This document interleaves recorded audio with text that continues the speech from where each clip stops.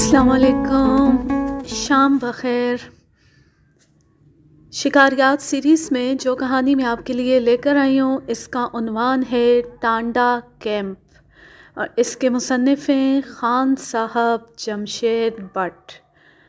سن 1942 کا ذکر ہے کہ خان بہادر فضل الکریم ڈپٹی کمشنر بیتول کے صاحبزادے ریاض الکریم جو فوج میں نئے لیفٹیننٹ بھرتی ہوئے تھے چھٹی پر بیتول آئے۔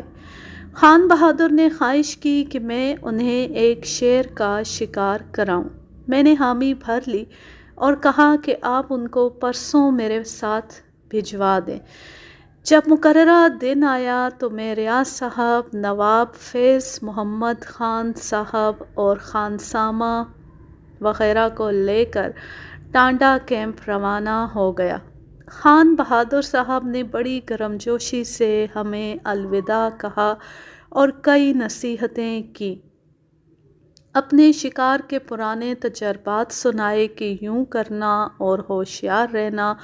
یہ بھی کہا کہ اس بات کا خیال رہے کہ ریاض شیر کے معاملے میں ناتجربہ کار شکاری ہے، اس کی امنگیں ضرورت سے زیادہ ہیں، اس لیے خیال رکھنا کہ کہیں یہ غلطی نہ کر جائے، کیونکہ شیر زخمی ہو کر بڑا خطرناک درندہ بن جاتا ہے، پھر اس کو سنبھالنا مشکل ہوتا ہے۔ جاؤ، خدا تمہارا حافظ و نگہبان ہو۔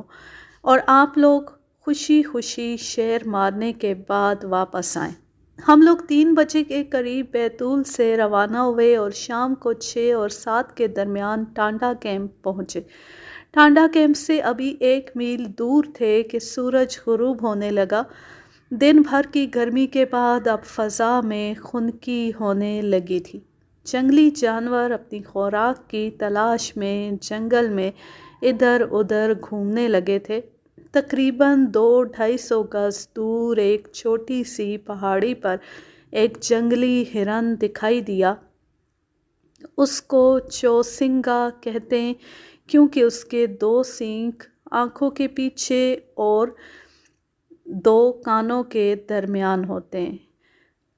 اس کا گوشت تقریباً جنگلی چوپاؤں کے گوشت سے لذیذ ہوتا ہے۔ اس کا گوشت تمام جنگلی چوپاؤں کے گوشت سے لذیذ ہوتا ہے۔ جب نواب صاحب کی اس پر نظر پڑی تو انہوں نے موٹر روک لی اور کہا کہ سامنے پہاڑی پر ہرن کھڑا ہے، اسے ماریے۔ میں نے ریاض صاحب سے کہا کہ آپ ماریں۔ ریاض صاحب نے 300 بور کی رائفل سے فائر کیا، ہرن وہیں گر پڑا۔ ہم سب خوشی سے اچھلتے ہوئے پہاڑی پر چڑھ گئے اور اسے ذبح کر دیا اور اٹھا کر موٹر میں لے آئے۔ رات کو اس کے گوشت کے کوفتے، کباب اور پلاؤ وغیرہ بنایا۔ صبح سویرے اٹھ کر میں نے نواب سے کہا کہ آپ ریاض صاحب کو کار میں بٹھا کر جنگل میں لے جائیں، میں گاؤں میں جا کر گاؤں والوں سے شیر کا پتہ لگاتا ہوں اور گارے کے لیے بودے بندھوانے کا بندوبست کرتا ہوں۔ ہم دونوں 5 بجے صبح اپنے اپنے کام پر روانہ ہو گئے۔ جب گھر سنا گاؤں میں پہنچا تو دونوں چپڑاسی وہاں ملے۔ انہوں نے گارا باندھنے کے لیے 7-8 بودے پاس کے گاؤں سے لا کر رکھے ہوئے تھے۔ میں نے مقامی شکاریوں سے بات چیت کر کے بودے الگ الگ لوگوں کے سپرد کر دیے کہ تم فلاں جگہ گارا باندھو، تم فلاں جگہ۔ یہ کام ختم کر کے میں تقریباً 9 بجے صبح ٹانڈا کیمپ واپس آ گیا۔ میرے آنے کے تھوڑی دیر بعد نواب صاحب اور ریاض صاحب بھی جنگل سے لوٹ آئے، مگر خالی ہاتھ۔ وہ کچھ مار کر نہ لائے تھے۔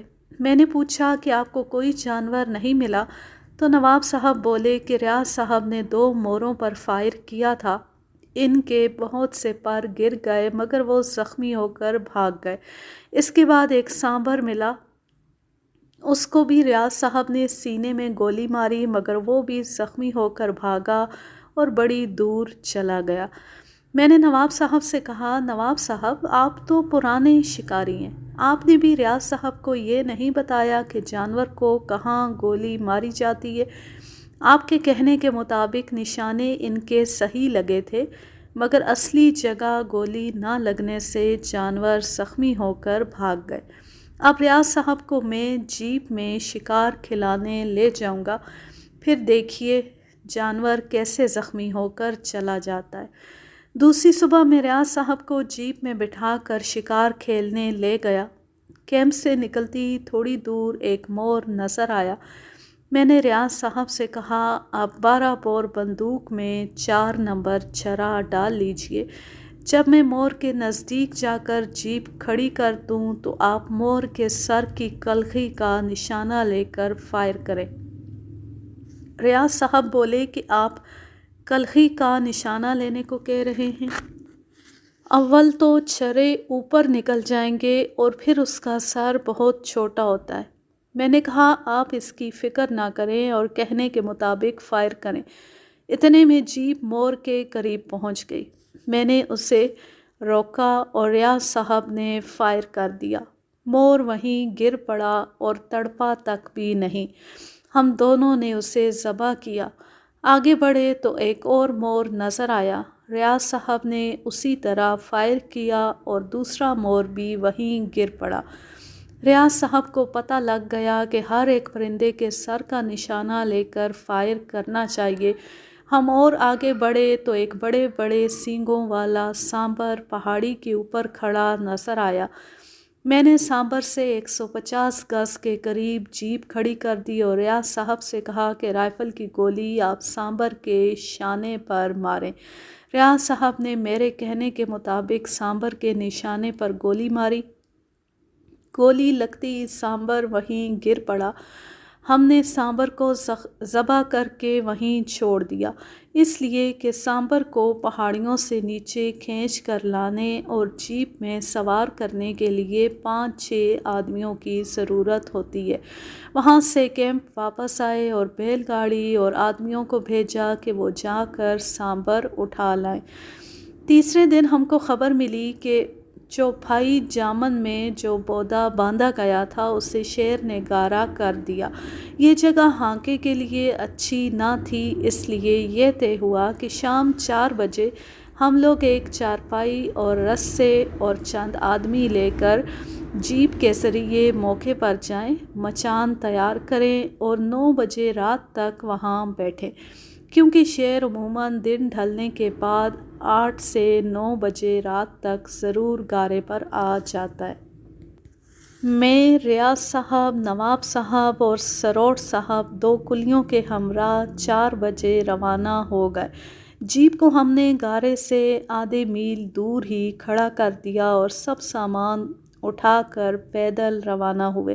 سب سے آگے سروٹ صاحب اور ان کے پیچھے میں اور ریاض صاحب اور نواب صاحب چل دیے تھے۔ گارا ایک نالے کے اندر تھا اور جیسی سروٹ صاحب نالے کے قریب پہنچے تو ان کو شیر گارے کے پاس سویا ہوا نظر آیا۔ وہ ایک دم واپس بھاگے۔ میں سمجھ گیا ان کو شیر نظر آ گیا۔ ہم سب ان کے پیچھے ہو لیے۔ قریباً 200 گز جا کر رکے اور ہمیں بتایا کہ شیر بالکل گارے کے پاس ہی سو رہا ہے۔ اب مشورہ ہونے لگا کہ کیا کیا جائے۔ سروٹ صاحب نے یہ صلاح دی کہ ہم سب مل کر شور کرتے ہوئے آگے بڑھیں، شیر ہماری آواز سن کر بھاگ جائے گا، اتنے میں ہم مچان باندھ کر بیٹھ جائیں۔ سب نے ان کی رائے کی تائید کی، مگر میں نے کہا جب شیر بھاگے گا تو وہ گرمی کی وجہ سے دور نہیں جائے گا اور چھپ کر دیکھتا رہے گا کہ ہم لوگ مچان باندھ رہے ہیں، پھر وہ گارا کھانے کے لیے کبھی نہیں آئے گا۔ ریاض صاحب سے میں نے کہا، اگر آپ لوگ اسے مارنا چاہتے ہیں تو یہی وقت ہے، لیکن یوں شیر آپ کو زمین پر کھڑے ہو کر مارنا ہوگا، بشرط یہ کہ آپ کو شیر سے ڈر نہ لگتا ہو۔ ریاض صاحب میری بات پہ ہنسے اور بولے، میں فوجی آدمی ہوں، ڈر کا لفظ کس کتاب میں لکھا ہے وہ میں نے نہیں پڑھا، میں شیر کو زمین پر کھڑے ہو کر گولی مار سکتا ہوں۔ آخر یہ طے ہوا کہ میں، ریاض صاحب اور نواب صاحب تینوں شیر کو مارنے جائیں۔ سروٹ صاحب اور دونوں کلی درختوں پر چڑھ کر بیٹھ جائیں تاکہ ان کی زندگیاں محفوظ رہیں۔ ممکن ہے شیر زخمی ہونے کے بعد اسی طرف بھاگے اور یہ لوگ اس کی زد میں آ جائیں، اس لیے یہ تینوں درختوں پر چڑھ گئے اور ہم تینوں شیر کی طرف اس طرح روانہ ہوئے کہ آگے میں، میرے پیچھے ریاض صاحب اور ان کے پیچھے نواب صاحب اپنی اپنی بندوقیں لوڈ کیے، گھوڑے چڑھائے، بڑی احتیاط سے چلنے لگے۔ اب شیر کی جگہ قریب آ گئی تھی۔ ہم تینوں نے جوتے اتار کر رکھ دیے اور جھکے ہوئے ایک ایک قدم پھونک کر رکھتے چوکنے ہو کر آگے بڑھنے لگے۔ میں نے ان دونوں کو تاکید کر دی تھی کہ پتوں کے اوپر ہرگز پاؤں نہ رکھنا، میری چال کو دیکھتے ہوئے چلنا، ورنہ شیر پتوں کی کھڑکھڑاہٹ سن کر بھاگ جائے گا اور ہمارے فائر کرنے سے پہلے ہی حملہ آور ہو جائے گا یا پھر بھاگ نکلے گا۔ بھاگتے ہوئے شیر کو پیچھے کی طرف سے گولی مارنا بھی سخت غلطی ہے۔ جب ہم نالے کے کنارے پہنچے تو شیر مجھے سویا ہوا نظر آ گیا۔ میں نے ان دونوں کو بھی ہوشیار ہونے کا اشارہ کیا۔ شیر کا فاصلہ اس وقت قریب قریب 30-35 گز کا ہوگا۔ میں اب چاہتا تھا کہ تینوں ایک قطار میں ہو کر شیر کو جگا کر ہوشیار کریں اور پھر اس پر فائر کریں۔ میرے ہاتھ میں 577 بور کی رائفل تھی اور ریاض صاحب کے ہاتھ میں 423 بور کی رائفل تھی اور نواب صاحب کے ہاتھ میں 12 بور کی گن تھی، جس میں 3 انچ لمبے LG کارتوس بھرے ہوئے تھے۔ میں ابھی اسی فکر میں تھا کہ ہم تینوں ایک قطار میں ہو جائیں، آگے پیچھے نہ رہیں، کہ نواب صاحب کا پاؤں پھسل گیا یا وہ ٹھوکر کھا گئے اور پتوں کے ڈھیر پر گر پڑے۔ پتوں کی بھاری آواز سن کر میں نے منہ پھیر کر پیچھے دیکھا کہ کیا بلا نازل ہوئی ہے۔ اس وقت شیر نے بھی ادھر دیکھا اور بادل کی طرح گرج کر ہمارے اوپر جھپٹا۔ ریاض صاحب، جن کی نگاہیں پہلے ہی شیر پر جمی ہوئی تھیں اور تیار کھڑے تھے، فوراً پہلا فائر اس کے سینے پر کیا، جو صحیح لگا، مگر شیر گرا یا ڈگمگایا نہیں۔ اس کے بعد میں نے بھی اس کے سینے میں گولی ماری، وہ گر پڑا مگر پھر بھی ہراتے ہوئے ہمارے پاؤں چومنے کو آگے بڑھ رہا تھا۔ نواب صاحب نے بھی دونوں فائر کر دیے۔ ریاض صاحب نے شیر کو آگے بڑھتے ہوئے دیکھ کر پھر دوسری گولی ماری، جو اس کے سامنے والے شانے پر لگی اور وہ وہیں ڈھیر ہو گیا۔ یہ پورا ڈرامہ شاید 2 یا 3 سیکنڈ میں ختم ہو گیا، مگر شیر کی وہ گرج اور بجلی کی سی کڑک کی آواز اب تک ہمارے کانوں میں گونج رہی تھی اور اس کا پھٹا ہوا ڈراؤنا منہ اب تک ہماری آنکھوں کے سامنے تھا۔ شیر کا اور ہمارا فاصلہ تقریباً 4-5 گز کا رہ گیا تھا جہاں وہ آ کے ختم ہوا۔ اب ہم نے پاس جا کر شیر کو الٹ پلٹ کر دیکھا کہ گولیاں کہاں کہاں لگی ہیں۔ پہلی گولی ریاض صاحب کی اس کے سینے میں لگی تھی، اس کے بازو میں میری گولی لگی تھی اور دوسری گولی ریاض صاحب کی اس کے دائیں کندھے پر لگی تھی، مگر نواب صاحب کے دونوں فائروں کے 12 چھروں میں سے ایک بھی شیر کے جسم میں نہ لگا تھا۔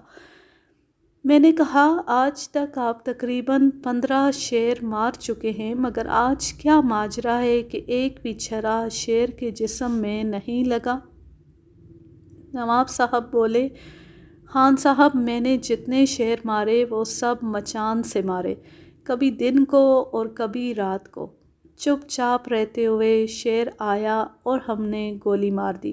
اگر شیر مر گیا تو ہم نے ساتھیوں کو پکارا کہ آ جاؤ، شیر مر گیا۔ اگر زخمی ہو کر چلا گیا تو ہم پھر رات بھر مچان پر ہی بیٹھے رہے اور دن کو بھی ہانکے میں۔ شیر چپ چاپ رہتے ہوئے شاہانہ چال میں آیا تو ہم نے گولی مار دی۔ اگر وہ گرجتے ہوئے آیا تو ہم چپ چاپ مچان پر بیٹھے رہے اور وہ نکل گیا۔ اگر یہ نظارہ جو آج ہم نے دیکھا ہے، زندگی بھر نہیں دیکھا۔ میں تو شیر کو دیکھ کر پتوں پر جا گرا اور پھر اس کی گرج سن کر میں بالکل بدحواس ہو گیا۔ مجھے یہ بھی پتہ نہیں کہ میں نے بندوق کب چلائی، اس لیے میرے فائر کرنے کا سوال ہی پیدا نہیں ہوتا۔ نواب صاحب، خدا کا شکر ہے کہ میں اور ریاض صاحب آپ کی بندوق کی زد سے بچ گئے۔ اس پر خوب کہکا لگا۔ نواب صاحب نے آگے بڑھ کے ریاض صاحب سے ہاتھ ملایا اور مبارکباد دی اور کہا کہ ریاض صاحب، مجھے ہرگز آپ سے یہ امید نہ تھی کہ اس طرح اپنی جرأت دکھائیں گے، گرجتے ہوئے شیر کے مقابلے میں ثابت قدم رہ کر اسے مار گرائیں گے۔ میں تقریباً 30 سال سے شکار کھیلتا رہا ہوں اور میں نے بڑے بڑے بہادر شکاریوں، راجوں مہاراجوں، کرنل جنرل اور کئی انگریزوں کو دیکھا ہے۔ شیر کی ایک ہی گرج سن کر یا شیر کو گھورتا دیکھ کر مچان پر بیٹھے ہوئے بھی بری طرح گھبرا جاتے ہیں، بندوق ہاتھ سے چھوٹ جاتی ہے اور شیر ان کو دانت دکھاتے ہوئے مچان کے نیچے سے نکل جاتا ہے اور اکثر کا جسم کانپنے لگتا ہے، کئی کو بخار آ جاتا ہے، مگر آپ نے کمال کر دکھایا۔ خدا آپ کو سلامت رکھے۔ آپ ایک دن بڑے بہادر سپاہی بنیں گے۔ نواب صاحب کی دعا سے ہی ریاض صاحب نے کئی شیر مارے اور آج یہ لاہور بریگیڈ کے انچارج بریگیڈیئر لگے ہوئے ہیں۔ ہم نے سرور صاحب اور ساتھیوں کو پکار کر کہا، آ جاؤ، شیر مر گیا ہے۔ یہ سب آئے اور شیر کو اٹھا کر نالے کے اوپر چڑھایا اور پھر جیپ کو وہاں لا کر شیر کو جیپ میں سوار کیا اور خوشی خوشی 1.5 گھنٹے کے بعد شیر کو لے کر کیمپ میں پہنچ گئے۔ یہ خبر آگ کی طرح قریبی دیہات میں پھیل گئی کہ اس طرح زمین پر کھڑے ہو کر ڈپٹی کمشنر صاحب کے نوجوان لڑکے نے شیر مارا ہے۔ ان دیہات کے 100-150 مرد اور عورتیں ڈھول وغیرہ لے کر آ گئے اور رات کے 9-10 بجے تک خوب ناچ گانا ہوا۔ ریاض صاحب نے انہیں انعام و اکرام دے کر واپس کیا۔ ناچنے گانے والوں نے ہم سے وعدہ کیا کہ ہم لوگ صبح 9 بجے یہاں آ کر ہانکا کریں گے، آپ ہمارے لیے ایک سامبر مار دیں۔ جنگلی لوگ گوشت کے بہت شوقین ہوتے ہیں، ایک پاؤ گوشت کے لیے سارا دن آپ کی غلامی کریں گے، یعنی دن بھر ہانکا کرنے میں گزار دیں گے۔ اگر گوشت نہ ملے تو وہاں کا دستور ہے کہ ہانکے کی مزدوری 1 روپے سے 1.5 روپے فی کس لیتے، اگر شیر مار لیا جائے تو 2 روپے فی کس بھی دے دیا جاتا ہے اور 2-3 مقامی شکاریوں کو 5 روپے سے لے کر 20 روپے تک انعام دیا جاتا ہے۔ صبح 9 بجے کے قریب 60-70 آدمی ہانکا کرنے والے آ موجود ہوئے، ہمیں لے کر جنگل کو روانہ ہو گئے جہاں ان کے خیال میں سامبر رہتے تھے۔ جنگل میں ہر جانور اپنی اپنی پسند کے مقام پر رہتا ہے، مثلاً سامبر اونچی اونچی پہاڑیوں اور بانس کے جنگلوں میں رہنا پسند کرتا ہے، نیل گائے میدان اور کھلے جنگلوں میں رہنا پسند کرتی ہے، چکارا ہرن بھی ایسے ہی جنگلوں کو پسند کرتے ہیں، کالا ہرن کھیتوں کے کنارے کنارے معمولی جھاڑیوں میں رہنا پسند کرتا ہے اور شیر بستیوں یا عام راستوں سے دور جہاں انسانی آمد و رفت کم ہو، جنگل گھنا ہو اور نالے کھدے ہوں، وہاں رہنا پسند کرتا ہے۔ ان ہانکے والوں نے دن بھر 3 یا 4 ہانکے کیے۔ کئی سامبر، جنگلی ہرن اور سور ان ہانکوں میں نکلے مگر ادھر ادھر بھاگ گئے۔ صرف ریاض صاحب نے ایک سامبر مارا اور نواب صاحب نے ایک جنگلی چوسنگا ہرن مارا۔ قریباً 4 بجے شام ہم لوگ واپس آ گئے، اس لیے کہ دونوں پارٹیوں کا مطلب پورا ہو چکا تھا۔ ہرن ہم نے کھانے کے لیے رکھ لیا اور سامبر ان لوگوں کو دے دیا۔ میں نے ریاض صاحب سے کہا کہ آج شام کو باہر جیپ میں نائٹ شوٹنگ کے لیے چلیں، اگر قسمت میں ہوا تو ایک آدھ جانور ضرور مل جائے گا۔ شام 8 بجے کے قریب ہم لوگ روانہ ہوئے۔ میں جیپ چلانے لگا، ریاض صاحب میرے ساتھ بیٹھ گئے اور نواب صاحب اور ایک مقامی شکاری دونوں سرچ لائٹیں لے کر پیچھے بیٹھ گئے۔ ہم کیمپ سے آدھے میل دور ہی گئے ہوں گے کہ ہمیں چیتے کا جوڑا سڑک پر ہماری طرف آتا دکھائی دیا۔ ان کا اور ہمارا فاصلہ قریباً 2 فرلانگ ہوگا۔ उन दोनों ने जीप को सामने से आते देखकर सड़क छोड़ दी और जंगल में हो गए। मैंने जीप रोक ली और रियाज साहब से कहा, आपको मालूम है कि कानून की रूह से कोई भी जानवर आप में जीप में बैठकर या सर्च लाइट की मदद से नहीं मार सकते। आपको अगर ये चीते मारने हैं तो जीप से उतरें और झाड़ियों में छुपकर बैठ जाएं। रियाज साहब ने कहा कि चीते तो जंगल में दूर अंदर घुस गए हैं, मैं यहाँ उनको कैसे मारूंगा। मैंने कहा, जानवर की ये आदत है कि वो जो रास्ता जाने के लिए सोचते हैं उसी रास्ते से जाते हैं, चाहे उनको रास्ते में किसी तरह भी रोका जाए। ये दोनों चीते शिकार की खातिर गांव की तरफ जा रहे हैं। हमारी लाइट देखकर एक तरफ हट गए हैं, लेकिन हमारी जीप आगे निकल जाने के बाद वो फिर सड़क पर आकर सीधे गांव की तरफ जाएंगे, ताकि अगर कोई जानवर, बकरी, गाय का बच्चा या भैंस का बच्चा गांव से बाहर घूम फिर रहा हो तो शिकार कर ले। चीता अमूमन सारी रात गांव के आसपास चक्कर लगाता रहता है और मौका पाकर घरों के अंदर भी घुस जाता है और जानवर पकड़ लेता है। चीते की ज़्यादा मरगूब ग़िज़ा कुत्ता, बकरी और गाय भैंस का बच्चा है। कभी कभी चीता छोटे छोटे बैल, गाय या भैंस के बच्चे को भी मार लेता है। आप मेरे कहने से इन झाड़ियों के पीछे छुप कर बैठ जाएं और 12 बोर की दोनों नालियों में LG 3 इंच लंबे कारतूस भर लें और आपकी 12 बोर पर टॉर्च लाइट लगा होना चाहिए। चीता जब सड़क पर आपके सामने 20-25 गज पर आ जाए तब टॉर्च लाइट जलाकर उसके कंधे पर फायर करें, मगर ये ख्याल रहे कि इनमें से आप नर पर पहले फायर करें, फिर मादा। अगर आपके करीब से होकर भागे या हमला आवर हो तो बड़े तहम्मुल से उस पर भी फायर कीजिए। LG 3 इंच लंबा कारतूस चीते को करीब से मारने के लिए बहुत अच्छा है, मगर इसकी रेंज ज़्यादा से ज़्यादा 60 गज हो सकती है। इसे दूर से मारने पर जानवर ज़ख्मी हो जाता है, जो बड़ा ख़तरनाक होता है। चीता ज़ख्मी होने के बाद अमूमन माइनर हो जाता है। मेरे तजर्बे में आया है कि चीता शेर की निस्बत बहुत ज़्यादा माइनर होता है। आप यहीं बैठ जाएं और मैं जीप लेकर जाता हूँ, चीतों को आपके सामने लाता हूँ, मगर ये फिर ताकीद करता हूँ कि चीते 2 हैं और आप अकेले ज़मीन पर बैठे हैं। घबरा कर या डर कर ऐसा फायर न कीजिए कि चीते ज़ख्मी होकर चले जाएं या आपकी उनसे मड़भीड़ हो जाए। रियाज साहब हंसे और बोले कि डर या घबराहट की फ़िक्र ना करें, इंशाल्लाह गोली दोनों चीतों के कंधे पर ही मारूंगा। रियाज साहब को बिठाकर मैं जीप लेकर आगे बढ़ा और चीतों के पास से गुजरते हुए 2-3 फरलॉन्ग आगे चला गया। जब चीतों ने देखा कि जीप आगे निकल गई है तो वो फिर सड़क पर आकर शाहाना चाल चलने लगे। मैंने जीप वापस कर ली और आगे आकर देखा कि दोनों सड़क पर जा रहे हैं और रियाज साहब और उनका फासला 100 गज रह गया है। मैंने जीप को वहीं खड़ा कर दिया। जब चीते 50 गज और आगे बढ़ गए तो मैंने आहिस्ता से जीप को आगे बढ़ाया। अब चीते करीब करीब रियाज साहब के सामने थे और मेरा और उनका फासला 70 कदम का होगा।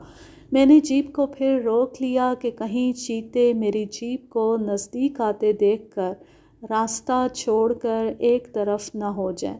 अब दोनों चीते रियाज के सामने पहुंच चुके थे और कोई फायर नहीं हुआ था। मैं घबराया और सोचा कि रियाज साहब 2 जानवरों को इकट्ठा आते देखकर घबरा न गए हों और फायर की हिम्मत ना हुई हो।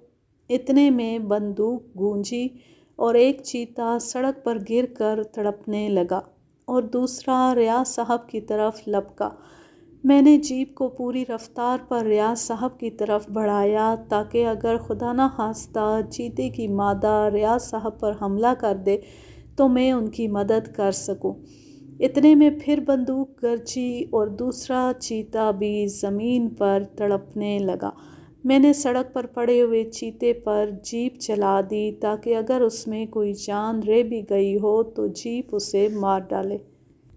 پھر دوسرے چیتے کے پاس پہنچا جس پر ریاض صاحب دوسرا فائر کرنے کو تیار تھے کیونکہ وہ کچھ زیادہ تڑپ رہا تھا۔ میں نے ریاض صاحب کو فائر کرنے سے منع کیا اور ایک دم جیپ بڑھا کر اسے بھی رون ڈالا۔ ریاض صاحب کی خوشی کی کوئی انتہا نہ رہی۔ انہوں نے ایک ہی سیکنڈ میں 2 چیتے مار گرائے۔ نواب صاحب نے بڑے ادب سے سلام کرتے ہوئے پھر ریاض صاحب سے ہاتھ ملایا اور بولے، کمال ہے، میں آپ کی جرأت کا قائل ہو گیا ہوں۔ میں تو خان صاحب کو کہہ رہا تھا کہ آپ تو غضب کر رہے ہیں کہ ایک کی کشتی 2 سے کرا رہے ہیں، اور پھر ریاض صاحب کو ایسا موقع کبھی زندگی میں نہ آیا ہوگا۔ مگر صاحب بولے، جو شخص گرجتے ہوئے حملہ آور شیر کو زمین پر سے صحیح گولی مار سکتا ہے، کیا وہ ان چیتوں کو نہیں مار سکتا؟ نواب صاحب، آپ گھبرائیں نہیں، اللہ کا نام لو، وہ ریاض صاحب کو اپنی حفاظت میں رکھے گا اور گھبرانے کی ضرورت نہیں۔ میں 25 سال سے افسروں کو شکار پر لاتا ہوں اور میں آدمی کو دیکھ کر اور اس کی بات چیت سن کر سمجھ لیتا ہوں کہ یہ کس پائے کا شکاری ہے۔ اس کہانی کا ماخذ ہے سیارہ ڈائجسٹ، مارچ سن 1969۔ اب میں لیتی ہوں آپ سے اجازت، چاہ رہے خوش رہیں، شاد و آباد رہیں، ہنستے مسکراتے رہیں۔ اللہ حافظ، اللہ نگہبان۔